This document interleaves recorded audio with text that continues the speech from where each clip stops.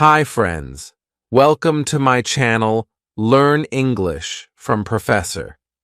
This video is about speaking of English. You speaking English powerfully. Speaking English fluently in 6 months. Fluent in 6 months. Is it possible? Can you do it? Can you speak English fluently and powerfully in 6 months? 6 months from today? And the answer is yes. Yes, you can. Absolutely, yes, you can.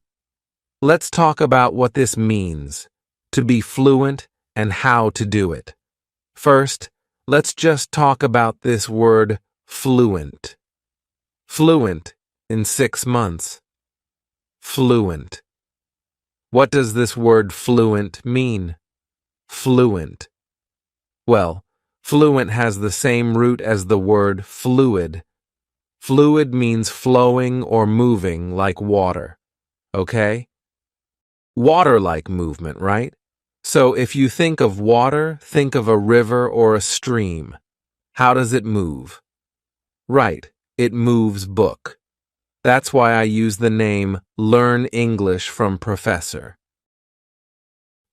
Water moves bookish li and smoothly, right? That's how water flows or moves. So, fluent or fluency, we're talking about a smooth movement.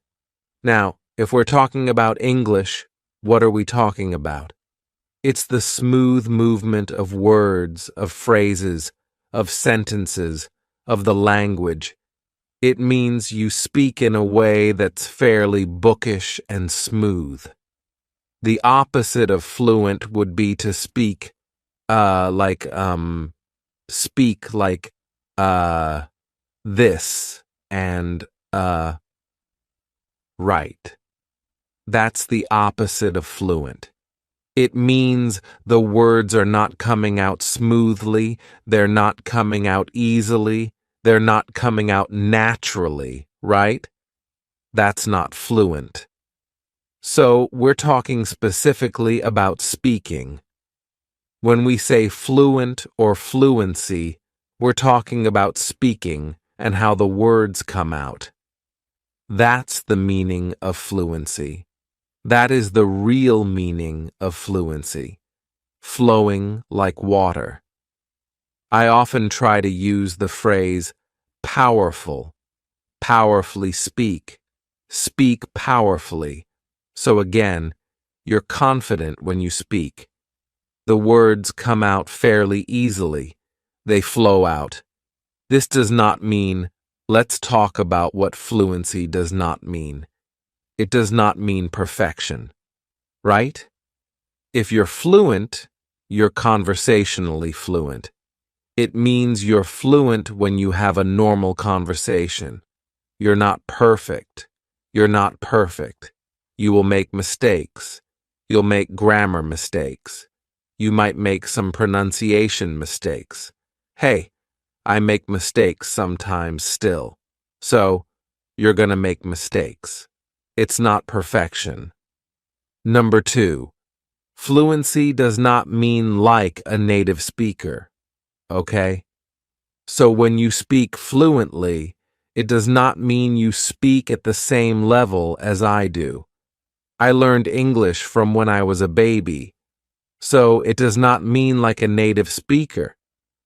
That's a much higher level of English speaking. That's very, very advanced. Okay? You don't need that advanced level to speak fluently, for your words to come out easily, for you to communicate effectively. Okay? Fluency is sort of the first level of communicating effectively, powerfully. The words come out fairly easily. What else? Do you need a huge amount of vocabulary to speak fluently? No, you don't. Because again, we're talking about conversational fluency. So, when you are fluent and you're conversationally fluent, what does it mean? It means you speak and communicate fairly easily, effectively, powerfully in normal conversations. Normal, everyday conversations, normal, everyday topics. So, not talking about special topics like economics or business or something from, school. No, every day, talking about the weather, talking about your feelings, how you feel, talking about what you did today or yesterday or what you're going to do tomorrow, buying a train ticket, going shopping, those everyday normal conversations that we have. For that, you only need about 3,000 words of vocabulary. Some people say less, some people say a little more. I'll just give you the average, around 3,000 words. That's not a huge amount. It's not small, it's not tiny, but it's not huge. So, if you can use 3,000 words fairly easily in natural phrases, you're fluent. You're conversationally fluent. Are you finished with English at that point? No, you're not. You still have a long way to go if you want to be like a native speaker or close to a native, but you can certainly be fluent in 6 months. So, what it means is you speak powerfully, naturally, smoothly, fairly smoothly, with mistakes. You will definitely be making mistakes still after 6 months. Don't worry about it. As long as people understand you, as long as you're communicating well, you're fluent. Let's talk about the next part of this. Fluent in 6 months. 6 months? What do we mean by that? 6 months. Well, honestly, if we talk about 6 months, talking about months is not really the best way to talk about time for your goal of speaking English in 6 months. Because you can imagine we have 2 students. One student only listens to English 1 hour per week, and the other one listens to English 10 hours per day. After 6 months, there's going to be a huge difference between these two. If someone only does 1 hour per week, they will not be fluent in 6 months. It's not enough time. Really, we should talk about hours rather than days or weeks or months or years. It's the hours. It's the number of hours you spend learning English that's important. So when we're talking about getting fluent in 6 months, there are 2 important things. There's quantity. It means the amount of hours especially. And there's quality. Quality, it's how you use those hours every day. Because how you learn is also very, very important. You could spend 5 hours a day learning English, but do it in a way that's not effective, low quality. So, you need both quantity and quality to achieve this goal. Let's first talk about the quantity. How many hours do you need? How many hours do you need to become fluent, conversationally fluent? Well, it's different for every person. I can't give you an exact number. I'll give you a very general number. Let's say about 700 hours. About 700 hours of quality, effective English learning, study, practice, training, about 700 hours. Now, for some people, it will be more, might be 1,000, and for some, it might be less. So we'll just say, as a general average guess, about 700 hours. Now, here's some good news. You already have some hours, right? You probably learned English in school for many years. That was low quality. A lot of those hours were not very good. But still, it's better than nothing. Okay? If you learned English for 5 years in school, You at least learned some vocabulary through memorization. Maybe you can't use it very effectively. Maybe your head is filled with grammar and you're confused. You're not fluent yet, but it's still better than zero. So, you still have some hours already. That's good news. That will help you. It means you don't quite need 700 hours. Maybe you only need 500 to get fluency, which is great. Good news for you. The other part of this, that's quantity, that's the amount of hours you need in 6 months. The next part is quality. It's how you do it that is very important. As I said, in school, low quality. You might learn English in school for 1,000 hours, but the problem is you're memorizing lists of vocabulary that you quickly forget. You're memorizing long lists of grammar that you can't use when you speak. Too complicated. You forget. You're taking tests. You're stressed. You're bored. A lot of time in class, you're not really focused. You're kind of bored. When you're doing your homework, you're bored. You're half asleep.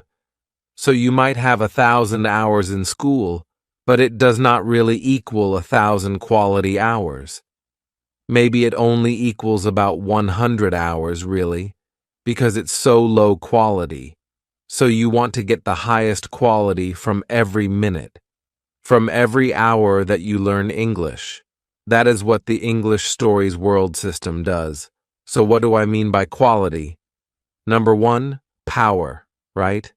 It means it's a powerful way to learn. It means you are focused. You are focused and concentrating every minute. So if you're listening to English but you're kind of falling asleep, you're sitting at your desk, that's low quality. That's no good. You're wasting a lot of your time. Your brain needs to be awake. You need to be focused. You need to be listening carefully to every word, every phrase. That's the highest quality. Alert, awake, maximum concentration. It needs to be understandable. This is something else for quality English learning. You must understand it. If you don't understand it, you're wasting your time. So this is the problem. If you're lower level and you listen to a movie or a TV show, you're wasting your time. It's too advanced. You can't understand anything, so most of your time is completely wasted. You're watching 2 hours or an hour of TV, but really you're getting almost no quality English learning, so you must understand it. It can be a little difficult, but not too difficult. Very important. Understandable is super important. That's part of quality. Next, you need to have some emotion.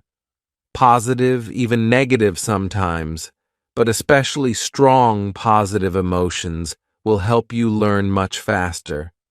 That's also part of quality. It's why I use stories a lot in English Stories world. Just think about it. When you learn something with no emotion, just kind of flat, it's much easier to forget.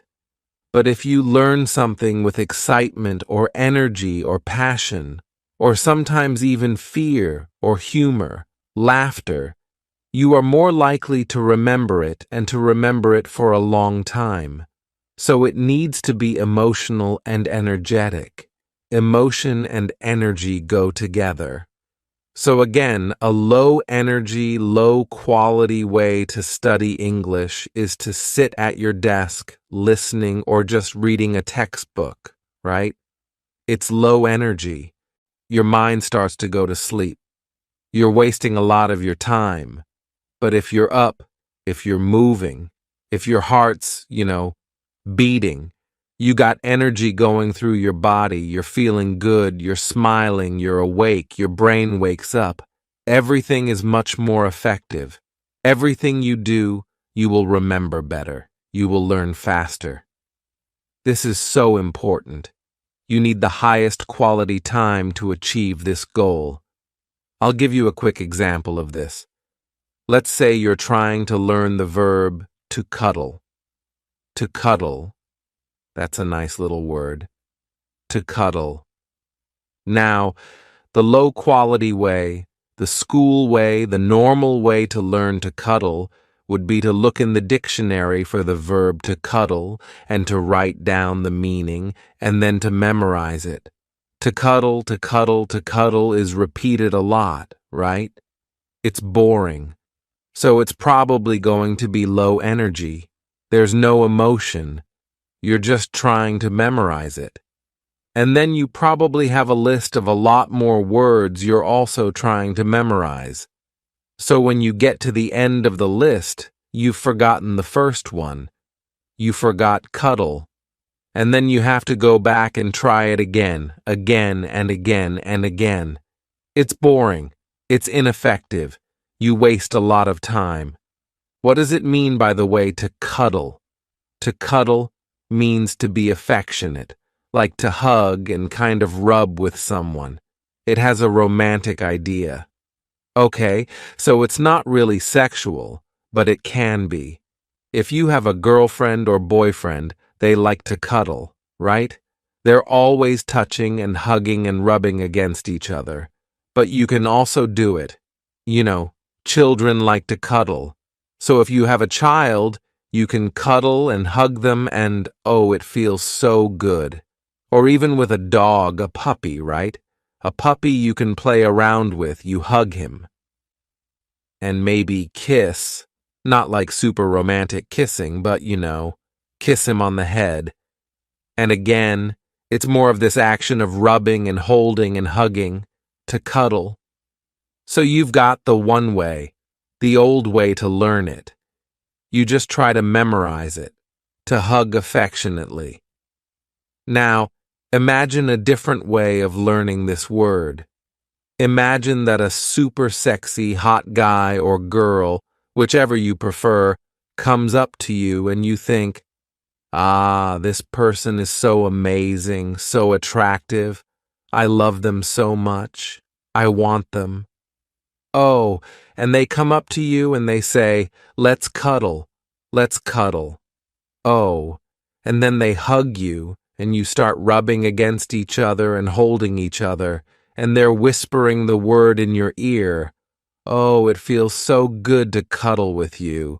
Oh, I love cuddling with you. Now, how are you going to feel? Your heart's going to be beating, boom, boom, super powerful emotion. There's also physical feelings happening at the same time. Which one is more memorable? Are you going to remember studying it from the dictionary definition, trying to memorize it the old way, the normal school way? Or are you going to remember this super emotional experience of this hot guy or girl cuddling with you and saying the word in your ear? Obviously, the experience about cuddling with the guy or the girl will be much more memorable. I guarantee you will never forget that word again. This will become one of your favorite words. You'll know. You'll learn it instantly, and you'll never forget it. That's an example, an extreme example, of the highest quality of learning, in this case, vocabulary, right? Because it's got the maximum amount of emotion.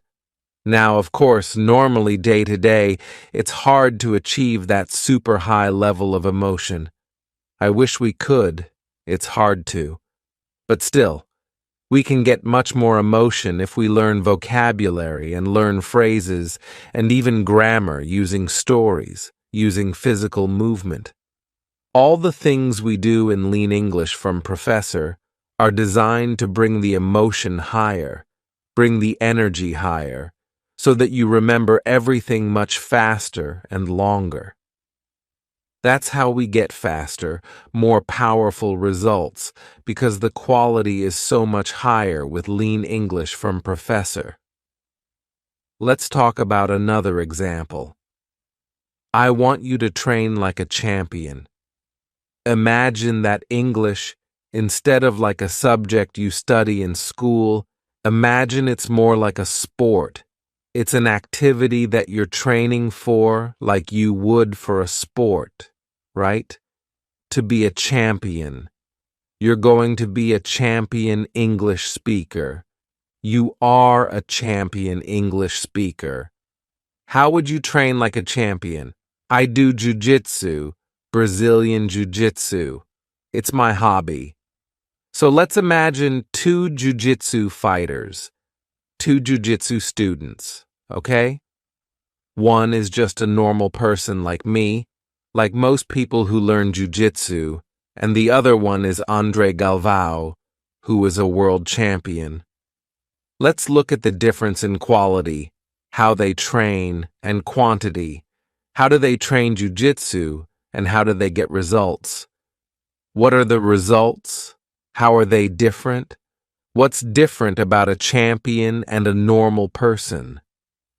Because again, I want you to be a champion in English, not just a normal school learner.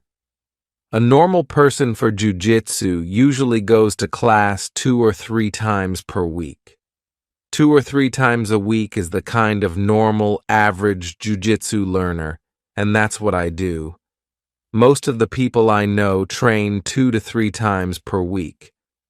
What does Andre Galvao, the world champion, do?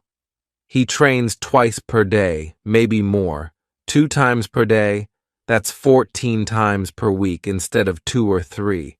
So his quantity, his amount, is much, much higher. But guess what? It's also much more quality. The other thing, when a normal person learns a new technique in jiu-jitsu, they practice that technique maybe 10 times, maybe 20 times. I'd say, at the most, probably 50 times. How many times does Andre Galvao practice a new technique that he's working on? 1,000 times or more. He practices each new technique 1,000 times or more. The amount of repetition that a champion gets in their practice, in their training, is much, much higher. Again, so much higher quantity. Repetitions, it's the amount of time, the number of hours per day, and also the amount of repetition that they get is so much higher for a champion. And then the quality. What about the quality? The amount of focus. So for a normal jiu-jitsu learner, they think of it as kind of a hobby. That's how I think of jiu-jitsu. It's a hobby. So I go and I try to pay attention. I'm focused, of course. I'm awake when I'm there. I'm enjoying myself. But Andre Galvao, or another champion, is much, much higher than that. They are totally focused, right? They are super high energy. They are serious. They are concentrating every minute. They are learning every minute. They're training. The intensity, the emotion is super high. They're also consistent.